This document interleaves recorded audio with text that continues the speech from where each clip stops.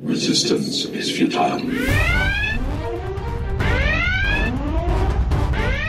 Boldly going where no show has gone before. This is The Week in Geek with David D. Squared and Brian Held. Heard live on News Talk 99.5 WRNO and the iHeartRadio app. Here are your hosts, Brian Held and D. Squared.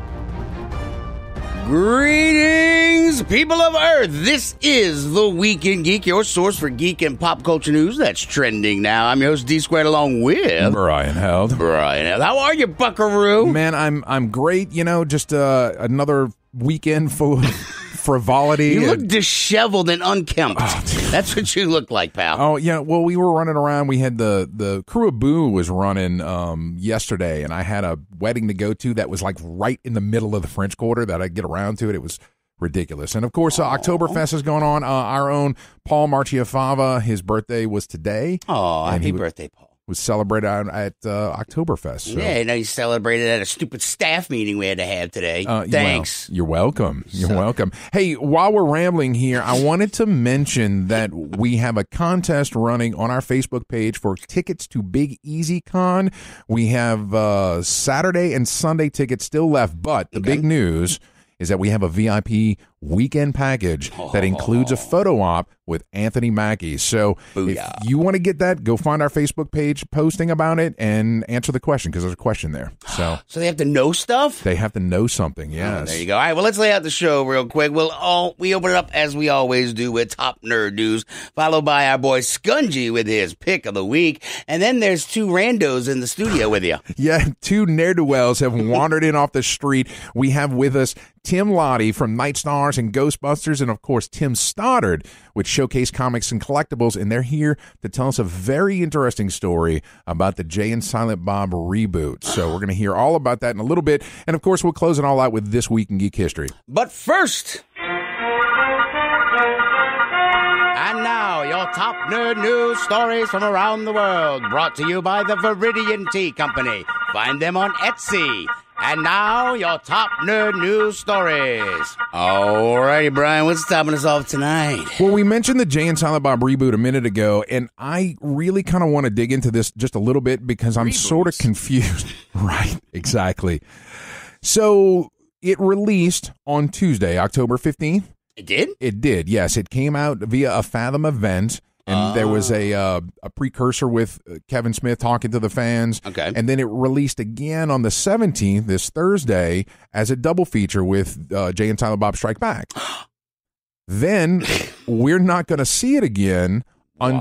So they've started their Jay and Silent Bob reboot road trip that has officially launched, and they're going city to city and having this sort of VIP experience where they're on stage and hanging out with the fans, and then they're going to show the movie. Okay, I got you. I follow. And so here in New Orleans, we're going to get a showing on February 26th, and apparently that's it, right? That's actually pretty smart, because it can't be critically panned or lampooned by the national, whatever hat you got, because it's not going to be in every theater. So you're not going to have all these critics, like, I mean, look, the movie looks terrible anyway. What do you want me to say? It looks like a giant turd. Right. Well, and but I think people who want to go see it will go see it. I mean, I kind of want to see it, but I know what I'm going to just step into something to go watch it. Well, our intrepid photographer, Mr. Don Cooper, and our video game correspondent, Skungy Scontrino, were God, if those two had a baby, God, what would that look like? Sorry, squirrel. Okay. My eyes! They went to the showing on Tuesday, and Don reported back to me, and he really enjoyed it. But he did say that if you're not a fan of the Kevin Smith films, you might not get everything out of it that you were hoping for. It's just, I mean, we talked a little bit how it's a lot of fan service. I mean, the fans wanted this, and so look, if you like Kevin Smith, and I do, I mean, I want to go see this movie, but I know to temper my enthusiasm and to lower my expectations and expect a lot of dumb, stupid stuff, but I have faith in Kevin Smith that he's going to put some things in there where it's going to be like, nicely done. He'll have some, well-played moments in there, I would think. I'm just, I was disappointed because I didn't get a chance this past week to go see it. I was busy, and so it looks like I might have to wait until streaming or no video release or something like that. You can't wait till February? February 26th, maybe. We'll see. I mean, that's like 3 months from now. You plan your poops weeks in advance. That's fair. Okay. All right, next. Of course, last week we did talk about Martin Scorsese and his scathing reviews of the Marvel Cinematic Universe. Pardon me, have you any Great Poupon? Well, Francis Ford Coppola has now jumped on the hate train. He's still alive? Yes. Good Lord. Is he contacting us from the great beyond? He has said that the Marvel Cinematic Universe movies are despicable. Oh, my God. What is with these art house, fart house guys? What is wrong with these guys? Yeah, let's see. To quote, when Martin Scorsese says that the Marvel pictures are not cinema, he's right, because we expect to learn something from cinema. We expect to gain something, some enlightenment, some knowledge, some inspiration. I don't know anyone gets anything out of seeing the same movie over and over again. So, I do. And to continue the quote, Martin was kind when he said it's not cinema. He didn't say it's despicable, which I just said it is. Wow, you go, Francis. Francis. So, yeah, is it sour grapes for the more artistic No, it's films? old people complaining about, get off my lawn. They're screaming at the clouds. I mean, what more can you say? I mean, these guys were titans of the industry. They have, changed some of the genres of film. They've done amazing things. This ain't their bag at all. They have no interest in this, but do you think they don't want some of this money that's going around? Yeah. Honestly, I mean, I think these guys are cinema, what it used to be. Okay, right. Well, look what it is now. I mean, do you ever hear them complaining about reboots? Well, maybe they should get their heads out of the sand and look around and be like, that is despicable cinema too. Yeah. At least this stuff is new. They're not rebooting anything except for the stupid Fantastic Four, which, Jesus, stop it already. Yeah. We just need to move on with that. But no, I mean, I think, it's a little bit of sour grapes, but I think it's I think it's a bit hypocritical too. Because, I mean, why in these particular cases are they bitching about these movies? Right. Look around. I mean, they need to just take their residuals and go find a nice beach and have a martini and chill out. Watch, right? At some point, they're going to re-release like a 50th anniversary edition of their thing. Yeah. And be like, that's despicable. Just a money grab. Fair Try to pad your wallet and for all your generations to come. Yes. All right, sorry. No, it's fine. Dave, I know let it go. I know you're a big sports ball fan. I am. Yes. I mean, you do have your own show about sports ball. Yes. I do. So this Monday night, during Monday Night Football, dun, dun, dun, dun! We're going to get the latest Rise of Skywalker trailer to be released, and it so happened coincidentally to fall on Carrie Fisher's birthday. What? Yeah. Well, it's funny. They Star Wars is tweeting out stuff, and if you like it, they will retweet at you and use your hashtag or your name and be like, "Don't forget to drink your Ovaltine and to watch the trailer on Monday Night Football." Nice. So if you need a reminder, maybe you can do that. Whoops, sorry. What were you doing? I was going to do this. Yeah! I have everything at my fingertips, Brian. The whole world in the palm of my hand. All right, so you can watch Star Wars and football. It's like peanut butter and chocolate. It's going to be great.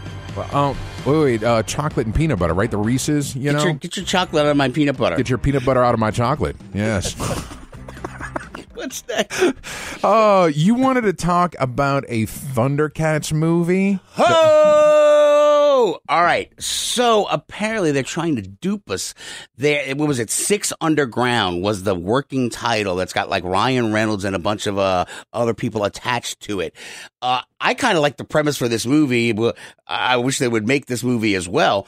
It's about like 6 billionaires who fake their deaths and then they go around and fight crime. And because they're dead, but they it's like 6 Bruce Waynes fake their death. Okay. And then they all, I don't know the premise of it, but I like the idea of it.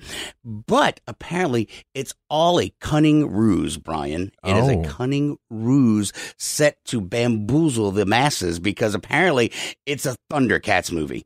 It's a Netflix thing with $150 million budget. That's a lot of scratch for Netflix. And they're gonna do that. They're gonna do that. Yeah. With I don't know. I kind of dig the whole 6 underground billionaires. Trying to save the world. Be like Mystery Men, your favorite movie. Yeah. But the Thundercats thing is supposed to be live action. I mean, I'm not sure exactly what I think about Ryan Reynolds. I don't know. Who would he be, Mumra or Lion-O? I don't know. We were talking with Tim Stoddard earlier before the show, and he wasn't necessarily down with a Thundercats movie just because he didn't find it. Ryan Reynolds screams comedy, of course. Right. Well, if you get Terry Crews as Panthro. Oh, man. Now I'm speaking to you. Look at Tim nodding. Uh-huh. Okay, I could be down on some of that. See, maybe the Thundercats doesn't have to be. I mean, what is it, Shakespeare? I mean, come on.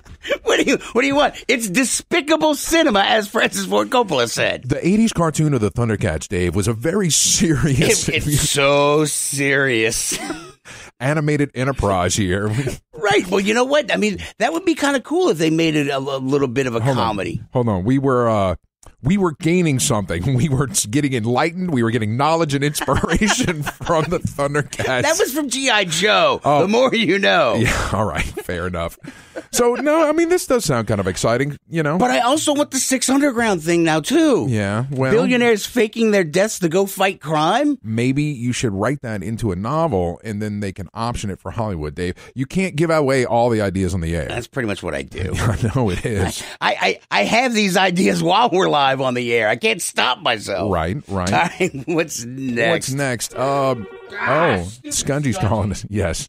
So Deadpool writers have confirmed that Marvel will allow them to continue with the R-rated movies. So really? Yes, we're going to get the cavalcade of Deadpool movies that we all want. Ah, yes. Unicorns. Unicorns for days. Oh, geez. So, yeah, they're working on new stuff. So hopefully we will see more from this soon. But, yeah, I mean, it's good to know that they're working. Because, I mean, Disney doesn't want to put out R-rated films. They want that family-friendly environment. So, well, that's what the HBO Go thing is for whatever the hell that other thing is supposed to be. The non-Disney Plus stuff. I mean, God, Brian, we're like a month away. We're like a month away from Disney Plus, dude. Yeah. Like The Mandalorian. We're a month away from The Mandalorian. I know. It's going to be exciting. Jeez. Sorry. All right. Kevin Feige is now the chief creative officer. Is he Darth Vader now? Well, I don't know. Oh, my God. If Mickey is the emperor, then Kevin Feige is like Vader. He is. Oh. Just put it out there. Just put it out there.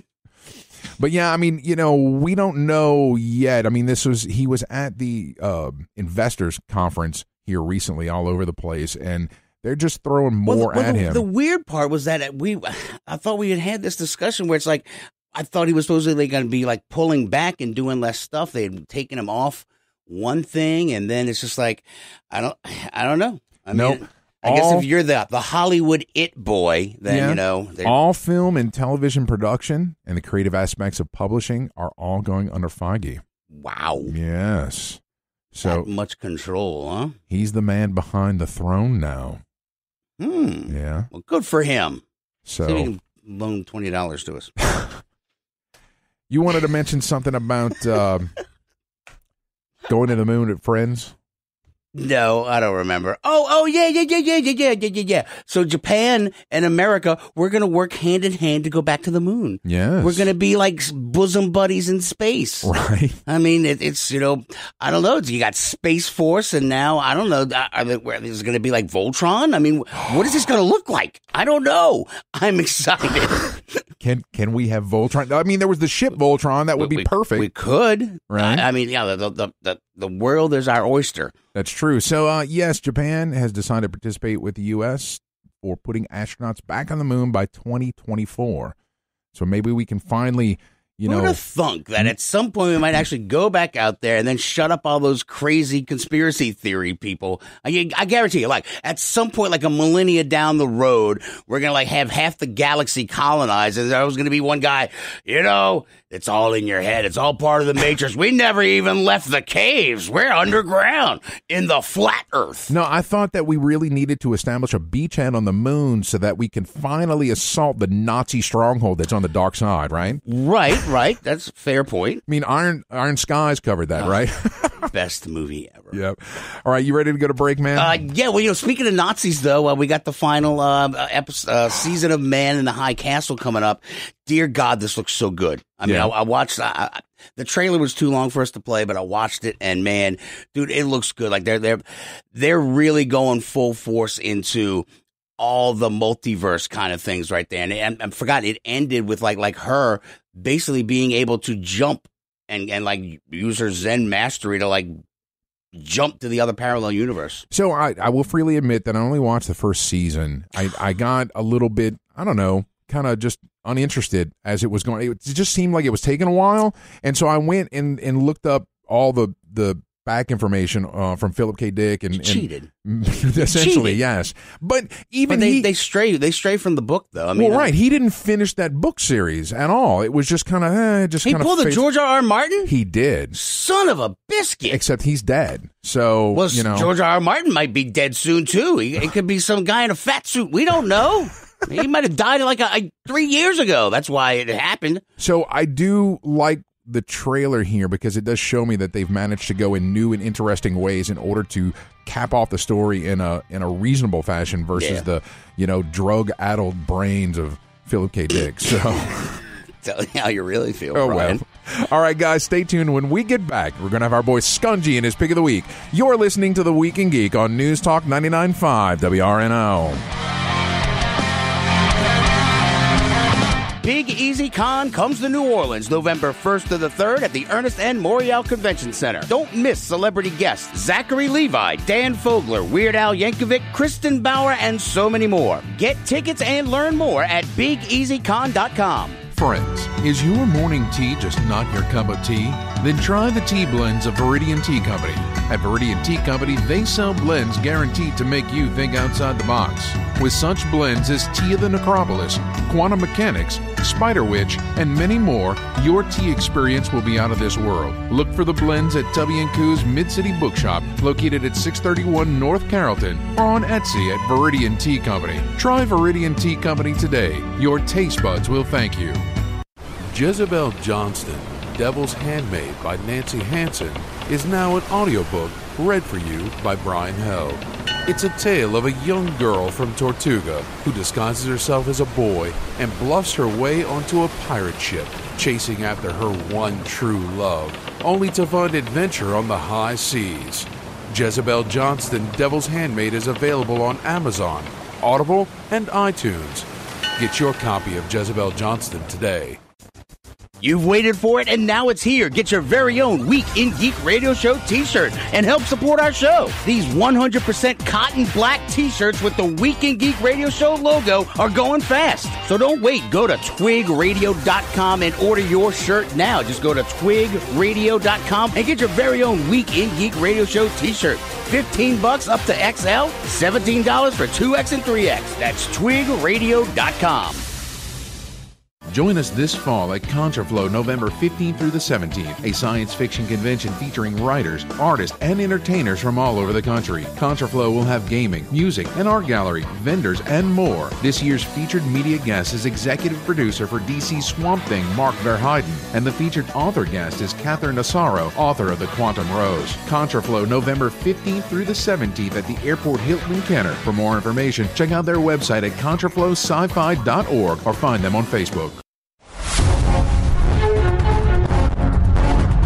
Hello, creeps. It's me, John Kassir, the voice of the Crypt Keeper, and you're listening to The Week in Geek.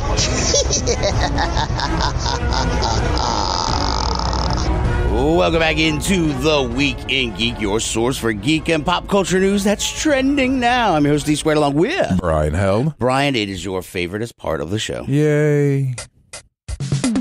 I am not what you would call a handsome man. Skungy's Pick of the Week is brought to you by GameStop and ThinkGeek.com. Skungy's Pick of the Week. He might be an idiot savant. Woohoo! Skungy, what's shaking, bacon?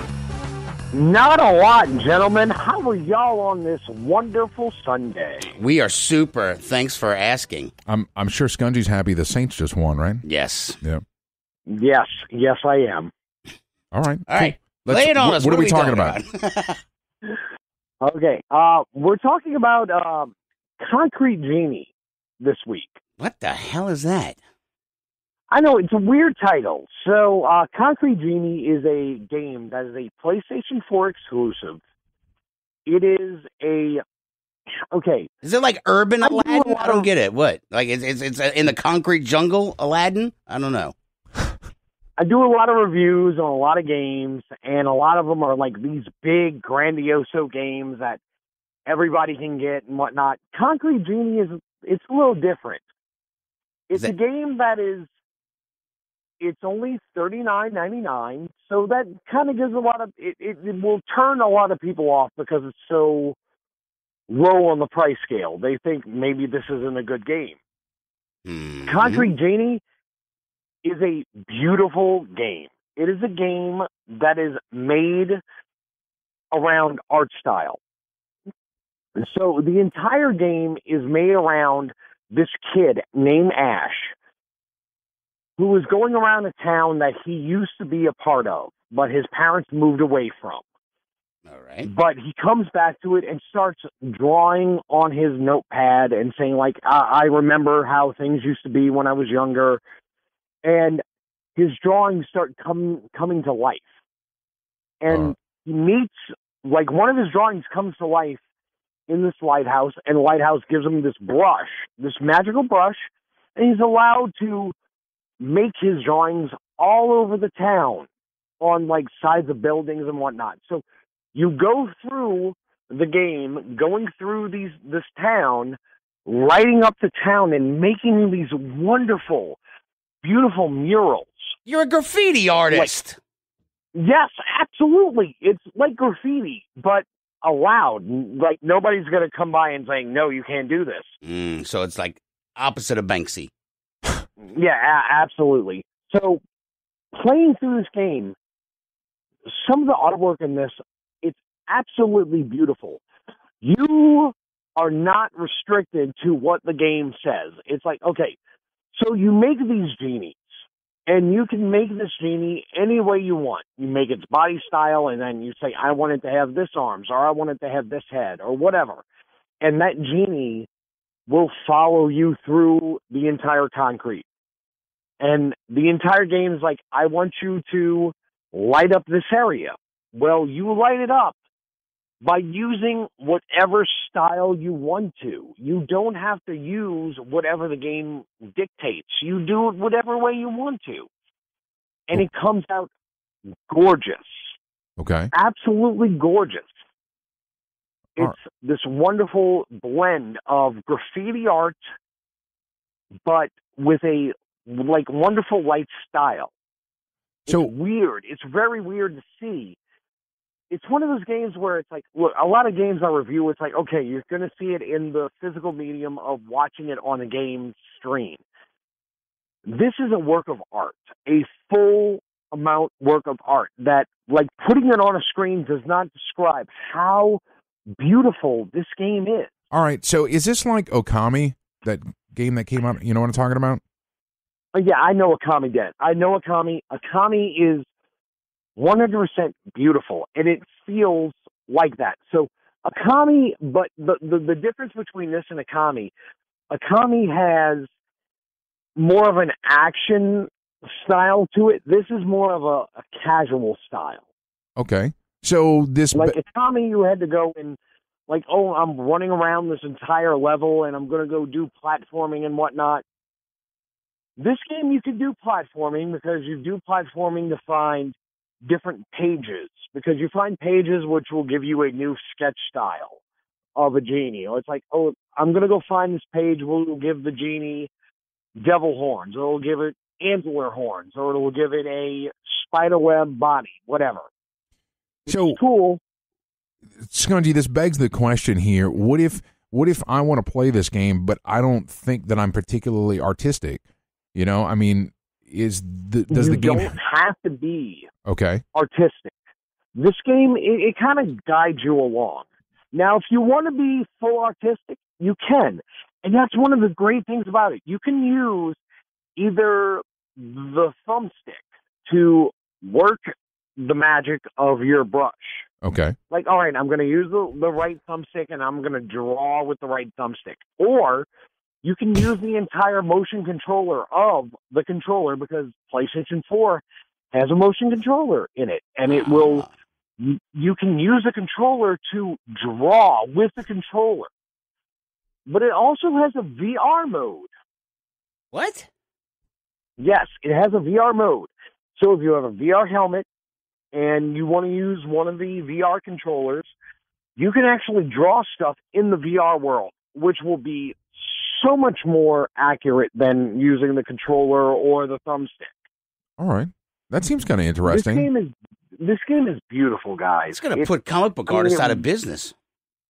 It really is. It's beautiful. This game, I've played a lot of games in my life, and there's very few where I just sit there and stop and put the controller down going like, this is what I created. Because when you clear an area, like the whole point is you're trying to clear darkness from this town. You know, like it's a very generic plot. I'll say that. You know, like a lot of games, they have a generic plot, but this game has. When you clear that generic plot, like, oh, like everybody in this town is down because they have this darkness there, blah, blah, blah. And so once you clear that. You're using artwork to brighten the town up and give it life? Yes, absolutely. Use the artwork to brighten the town. And once you do that. It's like Pleasantville.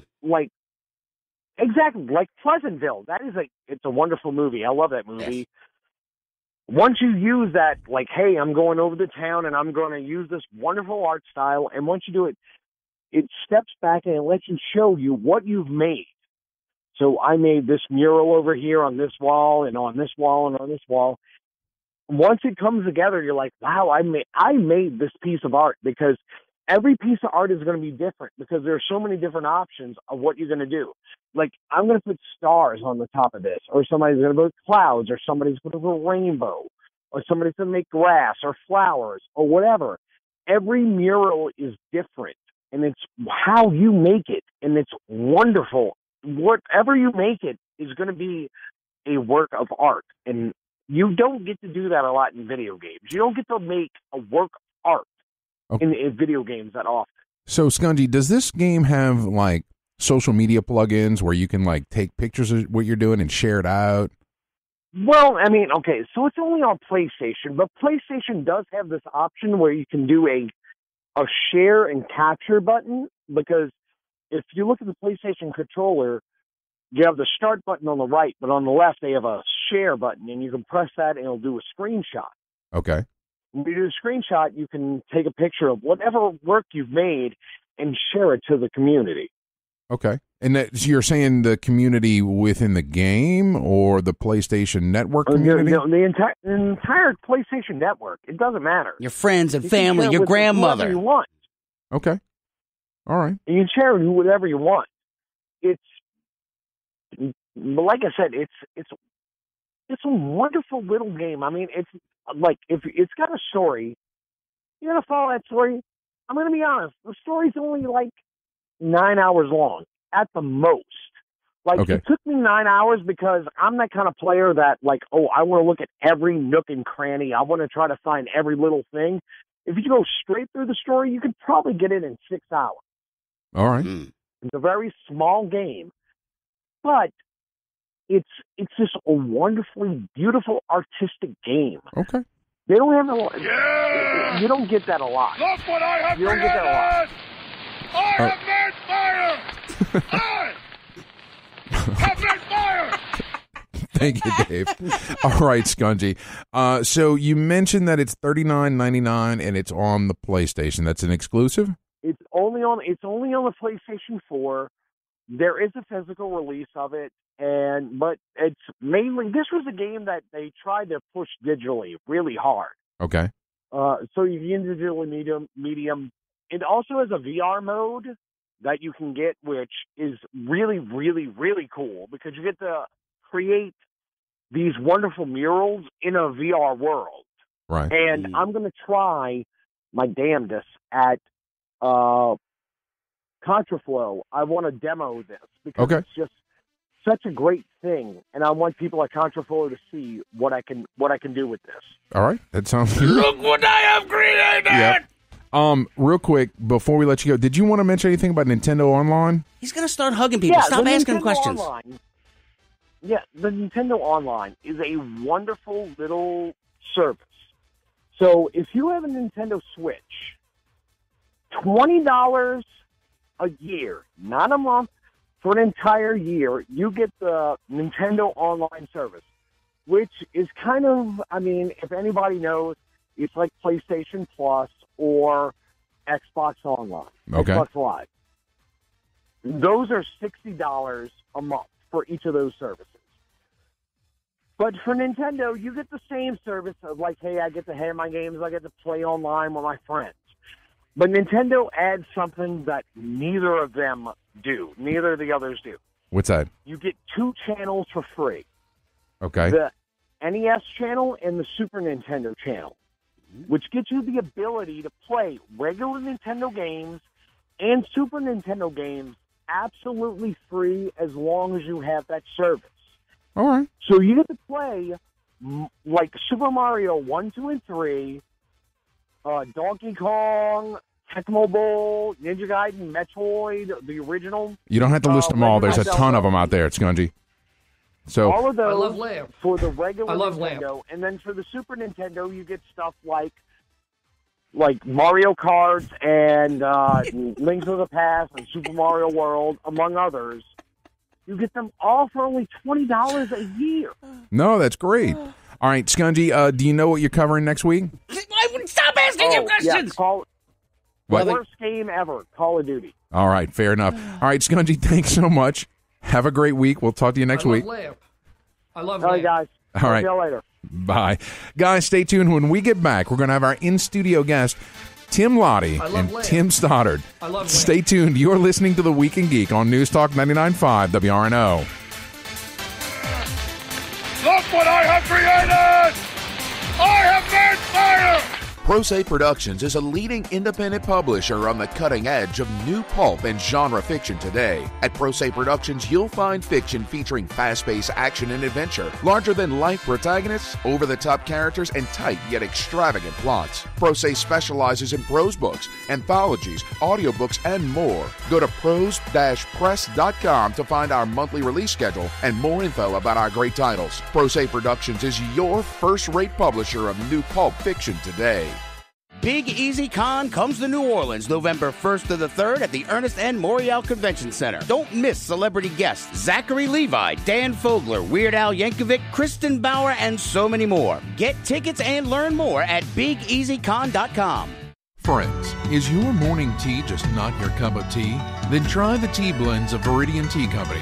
At Viridian Tea Company, they sell blends guaranteed to make you think outside the box. With such blends as Tea of the Necropolis, Quantum Mechanics, Spider Witch, and many more, your tea experience will be out of this world. Look for the blends at Tubby & Coo's Mid-City Bookshop, located at 631 North Carrollton, or on Etsy at Viridian Tea Company. Try Viridian Tea Company today. Your taste buds will thank you.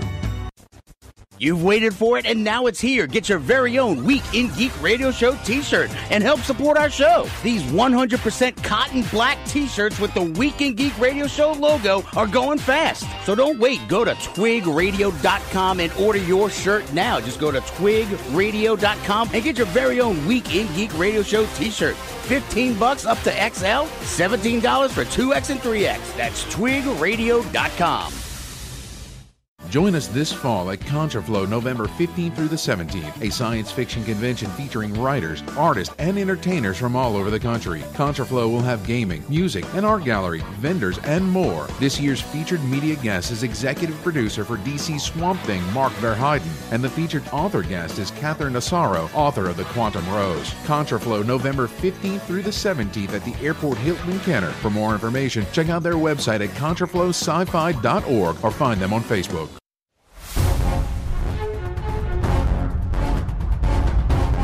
This is Kate Mulgrew for the Week in Geek. Just kidding. It's Mary Elizabeth McGlynn, the Major from Ghost in the Shell. Listen, or the Tachicomas are going to get you. Welcome back into the Week in Geek, your source for geek and pop culture news that's trending now. I'm D Squared along with Brian Held. Brian, we have sober guests in the studio. We do. Joining us tonight in studio is proprietor of Showcase Comics and Collectibles in Slidell, Mr. Tim Stoddard, and comic book artist of his own series, Night Stars, and IDW's Ghostbusters, Tim Lattie. Gentlemen, thank you for joining us. Thanks for having us. How you doing, brother? All right. Like, Tim, Stoddard, don't sound so excited about it. Right. Well, I have to, pre-screen everything I'm saying in my head first. Gotcha. No, that's fair. That's fair. So, I'm still thinking about Terry Crews Panthro. That's been blowing my mind for 30 minutes now. So the reason that we brought you guys in is because both of you were instrumental in the Jay and Silent Bob reboot production. Stoddard, why don't you start off and tell me like how you got involved in that? I got a phone call from a friend of mine. He said, you're going to get a phone call in about 20 minutes from a number you don't know. Does I answer it? So I answered the phone, and it was somebody from production, and they're like, oh, we need to set up a comic book store for a Kevin Smith movie. And I was like, yeah, right. Who's this? Did not believe that was happening at all. And they came out, that's pretty much the short version of the story there. They came out to the shop, saw everything, and, they realized that I knew the movies, front and back, all the characters and the history, the lore of, the Jersey verse, whatever you want to call it. And I'm like, all right. So I thought it was interesting because you and I talked at length, probably about an hour, about your participation in it, and that struck me about how you started to get involved with this, and the production people were clueless about Kevin Smith's universe, right? I wouldn't say not necessarily clueless, but they weren't as they didn't grow up the last 25 years watching these movies and knew all the little jokes and things like that in the movie. Right. We definitely contributed to some of the humor. Yeah. I could say. No, that's cool. And you helped them set up Brody's Secret Stash. That was at the Esplanade Mall is where they filmed that. I think right across from the Hot Topic or Spencer's, whatever it is. Spencer's, yeah, man. Yeah. Pure 90s. Pure 90s. Yeah. It was great. And I mean, well, of course, they couldn't have gotten any further away from your shop, right? Exactly. Yeah, only like 30 miles away, But they carried everything. It was fine. Oh, that's cool. That's cool. But you were mentioning about how, Punisher War Journal needed to be in there. Punisher War Journal number 6. Yeah. One of my favorite stupid jokes in that movie. Right. So you were adding all of these Kevin Smith elements to the production that they were not keyed in on, right? Yeah, absolutely. They had a script, and they knew what they had to do. They knew what they were looking for, and I was just like, oh, here's a line, and let me just jump over this thing and tell you again, you should do this, you should do this, you should do this. And, they ran with a lot of the ideas, and it was, they definitely appreciated them also, because it was good little gags running out through the movie. That's cool. Well, so Lattie, where does your involvement with this production come in? I didn't even want to do anything. He just dragged me along. You weren't even supposed to be here today? Well, no, dude. This is true. This is very true. I was working on the Extreme Ghostbusters book at the time. So we had just done, we were doing a 35th anniversary event for Ghostbusters. And I'm super focused on that, super keened in. And he just kept hitting me up on Messenger. He's just like, dude, draw something for the movie. Draw some stuff. And I'm like, I don't know, man. I don't feel like it today. Yeah, seriously, I went full Dante Hicks. And it just kind of turned into a thing. And we kept sending the pictures in. So I did some pencils and we'd sent them in, and we kept getting good feedback. Cool. Even from Kevin Smith. And then nothing would happen. You know what I mean? We'd just be sitting there and just kept doing more and more art. And eventually a lot of it got into the film. A ton of it got into the film. And yeah, got to meet Kevin Smith. You were talking about how it was at Esplanade Mall. That was the mall that I used to go and pretend to be a mall rat in. It was right. Esplanade. So just the surrealness of my artwork is now hanging up in Brody's comic shop in Esplanade Mall. It was just unbelievable, man. So a lot of my Ghostbusters artwork is hanging up in the shop as well. Some of my original pages. So just got to...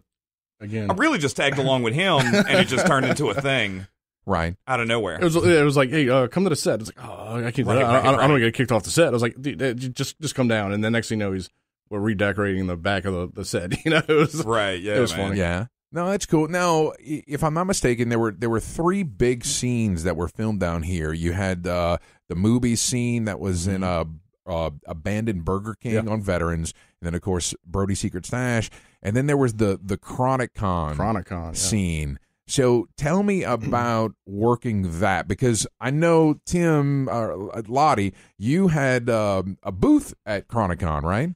Right, yeah, and the artwork behind my booth was this massive artwork I had done for Blunt Man and Chronic. It was the same one I was just talking about a second ago. Yeah, like 3 weeks later, and he's got this giant. Right, because again, the filming is only a month, so everything went really fast.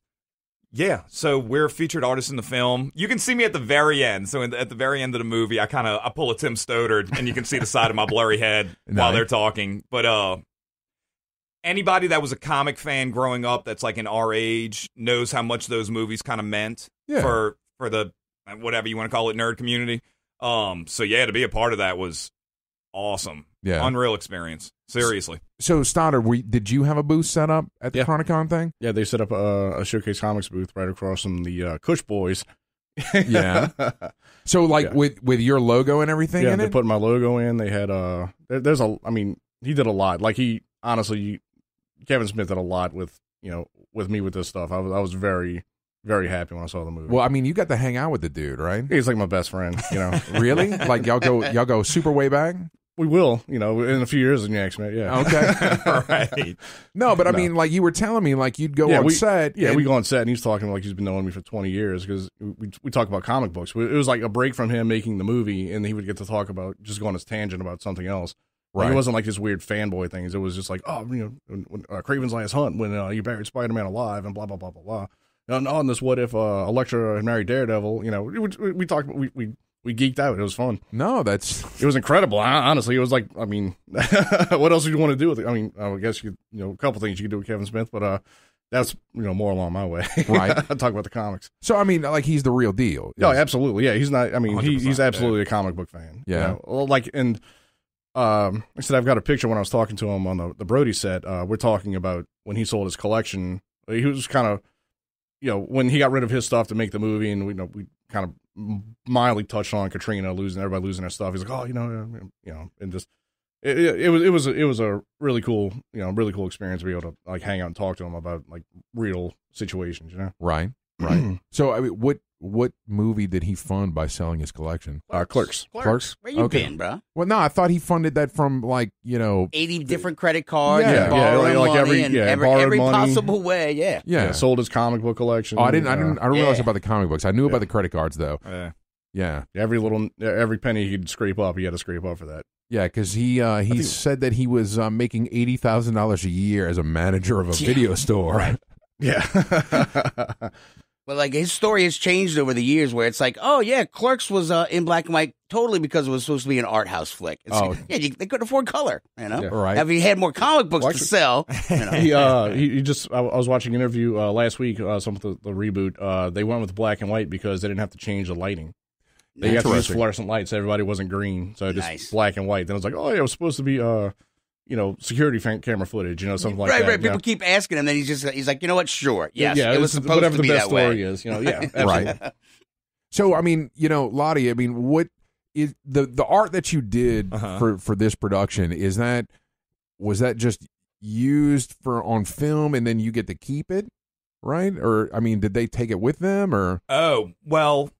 So we did multiple pieces, and we would just, again, we're fans of these movies, so we're having fun with it, and we're just coming up with cool stuff that we think is cool.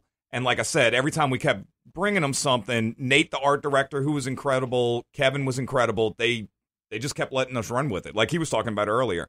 Even to the point of putting our names on, we did one where it's called A Blunt in the Family. And it's the cover of the Death in the Family trade paperback where Blunt Man's holding Chronic, like it's this, that scene. And it says the controversial bestseller by Banky Edwards, Tim Stoddard, and Tim Lattie. Nice. Sneaking stuff like that in there. Because I'm messaging him and I'm like, dude, you think we should do it? And it's we're on the phone laughing like 12-year-old girls giggling. This is so funny. Just swapping up, just making weed jokes with these tons of just classic 90s, 80s, and 90s stories that we grew up with. Right. Yeah, there's a and bunch. he appreciated it. He was like, he even said, he's like, I don't know who was responsible for what, because I heard y'all two were in cahoots with all this stuff. He's like, but I love this. This is great, and that's incredible. The reign of the Blunt Men was that's my favorite. Probably the most ridiculous thing I'll ever be a part of. The other thing was he took home the originals, so not the original pages, but they were giant posters. Yeah, 4x8. He had them sent home. I don't know where they're at now. Foam board, but he liked them enough. Yeah, he kept them, so we have our names. We were going to grab them. Yeah. But Kevin wanted them, so I guess go for it. That's cool. But you still got the originals. Some of them. I have. I gave him. There were fewer. There were about 3 or 4. Yeah. So your art is going to be hanging up in his man cave or something? I hope so. Yeah. I was cool with the Brody's Comic Shop. Having my Ghostbusters originals up at Brody's Comic Shop is mind blowing on its own. Right. So then the Chronicon thing, all that stuff. All right, so the movie came out on Tuesday, and I'm assuming both of you were there to see it. We were there. I made it in time, yeah. He almost made it in time. He missed the stuff in the beginning, but yeah, he was. All right, so, thoughts? Stoddard? Again, not to sound biased, but it's probably the best movie that's ever been made. Hands down, the best thing. So no, honestly, it's if you're a fan of the old Kevin Smith movies, you'll absolutely love it. Okay. Mallrats, Chasing Amy, Clerks, Dogma. It's on par with those. I wasn't a big fan of Clerks 2. And things after that, I was kind of like, right. I'm good, And watching this one, it's really, it goes along. So for you, did it seem, and you bring up a good point, Clerks 2, Jay and Silent Bob Strikes Back, when those movies are coming out, does it seem like he's sort of stretching a bit thin? That's exactly what I was thinking with Clerks 2. Then he did this one, which was, I think, 18 years after Jay and Silent Bob Strike Back, and he rags himself just as much as he picks on everybody else in this movie. It's not a bad flick if you're a fan of Kevin Smith. I definitely suggest going and check it out. No, that's cool. Lattie? Yeah, I enjoyed it. I was a big Chasing Amy fan just because they were drawing comics in that movie and stuff. So that was kind of my one. And there's a really nice Chasing Amy scene. So what I always liked about the movies is that you're growing up with them. So I'm in high school when these come out. I'm probably in 8th grade when Clerks is coming out. And so it's just kind of cool to see the characters in the View Askew universe move along. And so there's we're talking about, there's a ton of fan service. It's absolutely, it's a fart movie, it's a stoner movie. But that's what you go and see. But that's what you go and see. But like most Kevin Smith movies, there's always that moment of, he's going to sneak in some sort of an emotional, there's going to be a little heart in there. So there's some heart in there as well. All right, that's cool. And it's got little vignettes, right, from all of his other movies, as I understand it? It has to be all of them, yeah. Yeah. He brings, Dogma gets touched on. Yeah, right. Tons and tons of just character appearances and things like that. Yeah. All right, cool. Well, guys, I think we're going to hang on to you for some additional content after the show, but we do have to get to a commercial break. Okay. So, guys, stay tuned. Oh, sorry. Thank you very much for being in the show. Oh, no problem. Hey, where can I get more information about you schmucks? Oh, that's true. Lattie, where can we find you on the net? Team Lattie, Lattie. I'm on Instagram, all that stuff, Twitter, website. Posting artwork all the time. Yep, all that Ghostbusters stuff, right? Lots more Ghostbusters coming, so yeah. Awesome. And Stoddard, how can folks find out about Showcase Comics and Collectibles? Mostly the Facebook page. We also have a Instagram, which I don't know what we're under, but I think it's showcase.comics, if I'm not mistaken. All right. That sounds good, guys. Thanks so much for being in. All right. Thank you, brother. Yeah, all right, guys. Stay tuned. When we get back, we're going to close it all out as we always do with This Week in Geek History. You're listening to The Week in Geek on News Talk 99.5 WRNO. Friends, is your morning tea just not your cup of tea? Then try the tea blends of Viridian Tea Company. At Viridian Tea Company, they sell blends guaranteed to make you think outside the box. With such blends as Tea of the Necropolis, Quantum Mechanics, Spider Witch, and many more, your tea experience will be out of this world. Look for the blends at Tubby & Coo's Mid-City Bookshop, located at 631 North Carrollton, or on Etsy at Viridian Tea Company. Try Viridian Tea Company today. Your taste buds will thank you. You've waited for it, and now it's here. Get your very own Week in Geek Radio Show t-shirt and help support our show. These 100% cotton black t-shirts with the Week in Geek Radio Show logo are going fast. So don't wait. Go to twigradio.com and order your shirt now. Just go to twigradio.com and get your very own Week in Geek Radio Show t-shirt. $15 up to XL, $17 for 2X and 3X. That's twigradio.com. Jezebel Johnston, Devil's Handmaid by Nancy Hansen, is now an audiobook read for you by Brian Held. It's a tale of a young girl from Tortuga who disguises herself as a boy and bluffs her way onto a pirate ship, chasing after her one true love, only to find adventure on the high seas. Jezebel Johnston, Devil's Handmaid is available on Amazon, Audible, and iTunes. Get your copy of Jezebel Johnston today. Big Easy Con comes to New Orleans November 1st to the 3rd at the Ernest N. Morial Convention Center. Don't miss celebrity guests Zachary Levi, Dan Fogler, Weird Al Yankovic, Kristen Bauer, and so many more. Get tickets and learn more at BigEasyCon.com.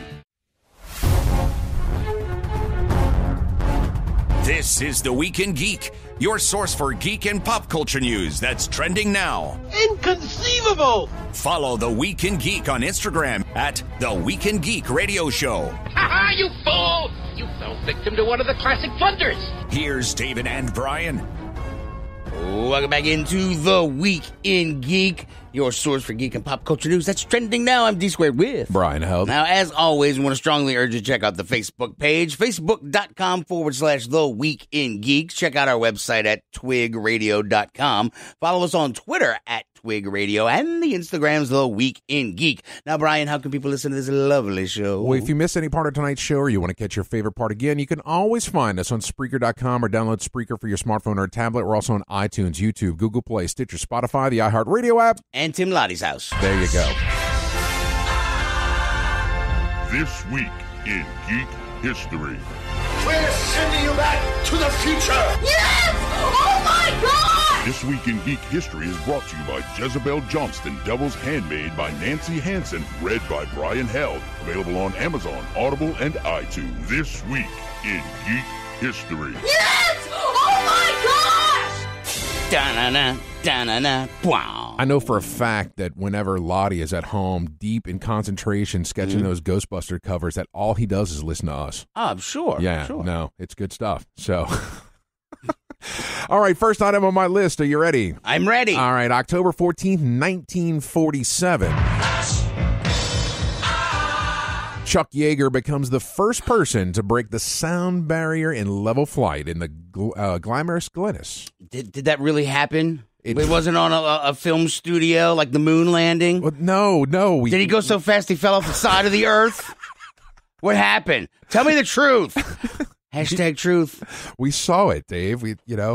You saw something. We all saw something. Was it really that? I mean, we didn't hear it because he broke the sound barrier. Right, and just grainy footage, just like Bigfoot. Just saying. All right, this one's for you, Dave. October 15th, 1981.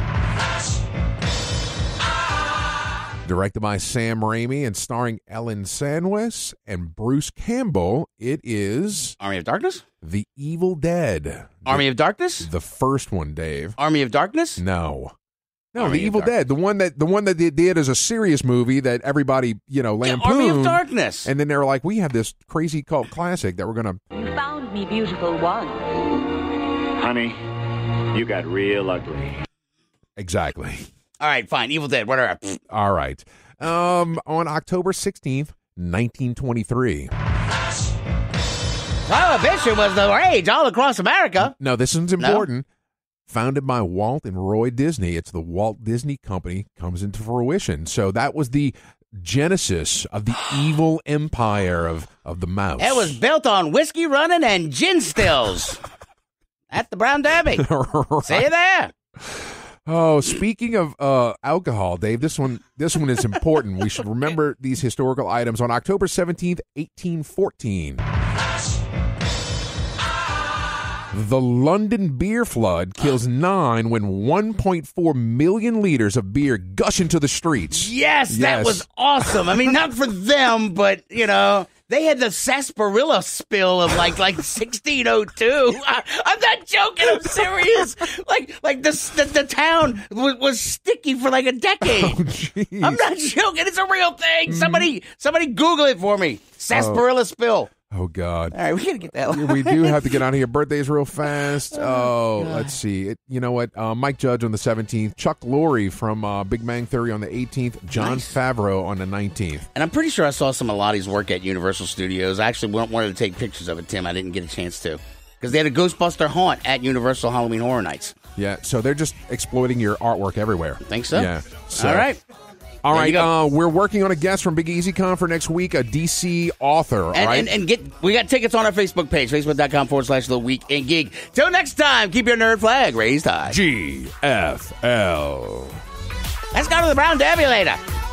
NOLA's home for Fox News Radio and the Weather Channel. News Talk 99.5 WRNO FM, New Orleans. An iHeart radio station.